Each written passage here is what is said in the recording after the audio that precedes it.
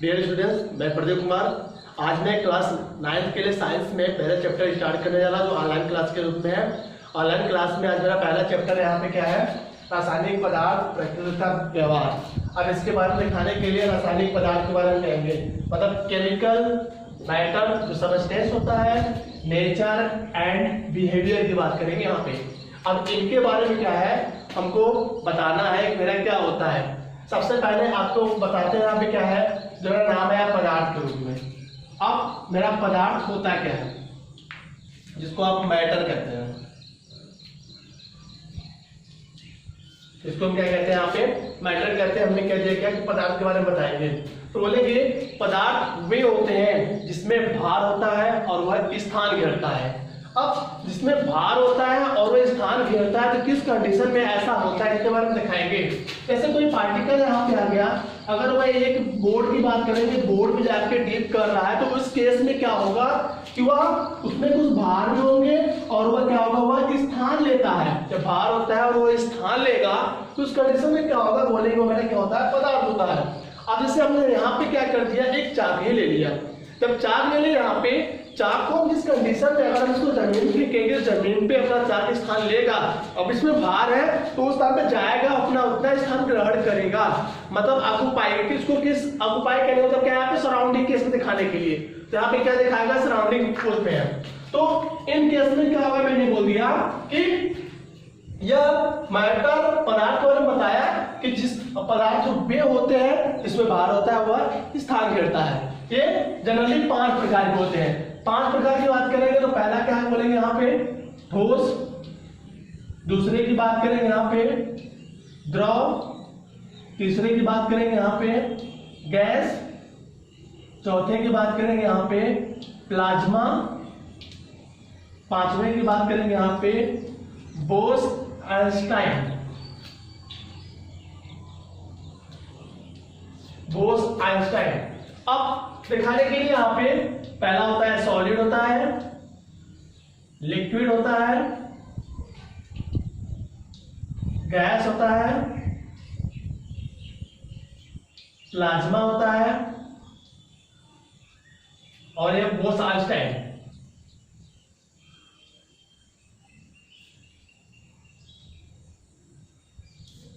या बोस-आइंस्टाइन की बात करेंगे। तो मैटर जो पदार्थ है उनके बारे में हम इन पांचों के बारे में डिस्कशन करेंगे, पॉइंट अलग अलग करके यहाँ पे। तो पहले किसकी बताते हैं यहाँ पे कि जब मेरा यह ठोस सॉलिड के बारे में बात करेंगे तो यहाँ पे लग रहा है कि जो ठोस है वो मैटर के टाइप्स के अंतर्गत आ रहे हैं, तो इनके बारे में सबसे पहले क्या करेंगे, जानेंगे। जैसे आपके सामने क्या कर रहे हैं, हम यहाँ पे कुछ अणु ले रहे हैं। अणु दिखाने का मतलब यहाँ पे क्या है कि जैसे हमने यहाँ पे कर दिया कि आपके सामने कुछ अणु ले लिया। अब मैंने यहाँ पे क्या किया, कुछ अणु ले लिए, उन अणुओं को क्या किया, पास में उनके एक दूसरे की लेयर बनाकर उनके संपर्क में रख दिया। उन अणु और मॉलिक्यूल की बात करेंगे, मॉलिक्यूल अणु हम उनके संपर्क में क्या कर रहे हैं, यहाँ पे रख दे रहे हैं समीप पे। जब हम इनके समीप में रख दे रहे हैं कुछ अणुओं को पास पास में, तो इनके बीच में यह देखा गया तो इनके बीच में जो स्थान था, जैसे हमने स्थान की बात कर दिया, तो जो अणुओं के बीच में स्थान है, जो गैपिंग है, स्पेसिंग है, वो अंतराणु के स्थान की बात करेंगे, वो मेरा क्या है, बहुत कम है। जब अंतराणु के स्थान कम होता है तो उस बीच मेरा क्या होता है, आकर्षण बल सबसे अधिक लगता है। जब आकर्षण बल सबसे अधिक लगेगा तो यहाँ पे स्थितिज ऊर्जा क्या होगी, सबसे अधिक होगी। जब स्थितिज ऊर्जा सबसे अधिक होगी इस कंडीशन में आप दिखाने के लिए, तो बोलेंगे गतिज ऊर्जा क्या होगी, कम होती है। जहां पे स्थितिज ऊर्जा अधिक होगी वहां पे क्या होती है, गतिज ऊर्जा क्या होती है, कम होती है। यहाँ दिखाने का मतलब क्या है, तो कह देंगे कि जो इनके बीच जो अंतराल के स्थान कम है जिसके कारण आकर्षण बल अधिक है, तो जिनके कारण बोल देंगे ठोस। ठोस मतलब बोलेंगे ठोस वे होते हैं जिनके आयतन और आकार, मैंने क्या किया यहाँ पे, जिनके आयतन और आकार दोनों निश्चित होते हैं। जैसे हम दिखाने को तो क्या है कि जब ये सॉलिड है, इनको कहीं भी ले जाएंगे, किसी भी स्थान पे ले जाएंगे, वह उतना ही स्थान लेगा, उतना ही आयतन लेगा जितने आकार का यह है। तो यहाँ दिखाने को तो क्या है, हमें ठोस के रूप में बताया इनको दिखाने के लिए कि ठोस के रूप में, तो हमने क्या किया कि ठोस वे होते हैं जिनके आयतन व आकार निश्चित होते हैं, उसे हम क्या कहते हैं, ठोस और सॉलिड कहते हैं। तो इनके बीच में बता दिया कि जिनके बीच में क्या होते हैं, आकर्षण बल अधिक होता है, आकर्षण बल अधिक होगा तो इसकी ऊर्जा भी अधिक होगी, और इनके बीच अंतरा आणविक स्थान कम है तो गतिज ऊर्जा भी क्या होगी, कम होगी। यहाँ दिखाने के लिए जब गतिज ऊर्जा कम होगी तो हमारा क्या होगा, यहाँ पे ठोस के केस में दिखा सकते हैं। यहाँ पे आइए इधर देखिए, मैंने ठोस के बारे में बता दिया, अब की बारी यहाँ पे है गैस के, द्रव के बारे में बात करेंगे। यहाँ पे जो हमारा लिक्विड है, द्रव के बारे में यहाँ पे होता क्या है।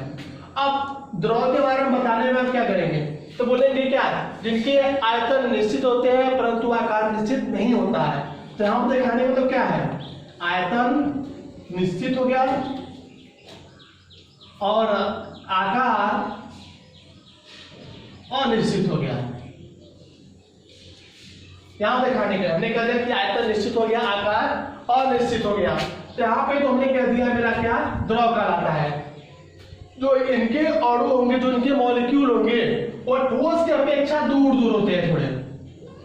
जब ठोस की अपेक्षा दूर दूर होते हैं तो यहाँ पे क्या होगा कि जो हमारे अणु के बीच, जैसे स्पेसिंग की बात करेंगे तो अंतरा आणविक स्थान क्या होता है, बढ़ जाता है। तो अंतरा आणविक स्थान बढ़ जाएगा तो ठोस के अपेक्षा जो इनके आकर्षण बल है वह कम हो जाएंगे। क्यों? क्योंकि अणुओं के बीच की दूरी बढ़ जा रही है। जब अणुओं के बीच की दूरी बढ़ जाएगी तो इनके बॉन्ड को तोड़ने के लिए हमको कम एनर्जी लगानी पड़ेगी। जब इनके बंध को तोड़ने के लिए कम एनर्जी लगानी पड़ेगी तो यहाँ पे क्या बोलेंगे, स्थितिज ऊर्जा भी क्या होगी, कम होगी। जब स्थितिज ऊर्जा भी कम होगी यहाँ पे तो बोलेंगे जो अंतरा आणविक स्थान है वह क्या हो गया, बढ़ गया। जब अंतरा आणविक स्थान बढ़ गया तो ठोस की तुलना में यहाँ पे गतिज ऊर्जा क्या होगी, अधिक होगी। तो द्रव के बारे में यहाँ मैंने दिखाया, बताया कि जिनके आयतन निश्चित होते हैं, आकार अनिश्चित होते हैं। जैसे हमने क्या कर दिया, यहाँ पे कोई एक पात्र ले लिया, मैंने यहाँ पे क्या कर दिया, कोई एक पात्र ले लिया। तो यहाँ पे दिखाएंगे कैसे, यहाँ पे एक पात्र ले लिया, इस पात्र में 1 लीटर मैंने वाटर ले लिया, जल ले लिया। जब मैंने यहाँ पे एक पात्र लिया, इस पात्र में 1 लीटर मैंने क्या किया, यहाँ पे एक जल ले लिया। जब मैंने यहाँ पे 1 लीटर मैंने जल ले लिया, इसमें क्या दिखाया गया, इसमें यह बताया गया कि जब हमने 1 लीटर यहाँ पे जल लिया, इसी पात्र की जो चौड़ाई है हम कम कर दें, मतलब ऐसे कर दें, चौड़ाई कम करके लंबाई भी कर दिया तो वही 1 लीटर ये चला जाएगा, अपने आकार को चेंज कर देता है। जब यह अपने आकार, इसमें फैला हुआ है, इसमें थोड़ा लंबे हुए ऊपर की तरफ है, यहाँ पे कहने मतलब क्या है कि दोनों में देखा गया तो आकार अनिश्चित है और आयतन मतलब 1 लीटर है तो ये भी क्या है, 1 लीटर ही है जल। जब 1 लीटर ही जल है दोनों में तो कहते हैं यहाँ पे क्या कि जिनके आयतन निश्चित होते हैं, आकार अनिश्चित होते हैं, तो हमारे क्या कहलाते हैं, लिक्विड कहलाते हैं, द्रव कहलाते हैं। जैसे जल की बात करेंगे, जल को किसी पात्र में ले लिया जाए वह उसी का आकार ले लेता है। जब वो उसी का आकार ले लेता है तो क्या देंगे मेरा, क्या होगा, वह द्रव होता है। क्योंकि वह यहाँ पे आयतन निश्चित होते हैं, आकार क्या होता है, अनिश्चित होता है। दोनों एग्जाम्पल लेके मैंने दिखा दिया। अब तीसरे की बात आती है यहाँ पे क्या, गैस के बारे में। तीसरे की बात करते हैं यहाँ पे मेरा गैस के बारे में। मेरा गैस क्या होता है, ठोस बताया, द्रव बताया, तीसरा यहाँ पे क्या है, गैस। तो गैस के बारे में हम दिखाने के लिए क्या होगा, बोलेंगे जिनके आयतन, यहाँ पे क्या बोलेंगे, जिनके आयतन व आकार दोनों अनिश्चित होते हैं, दोनों अनिश्चित होते हैं।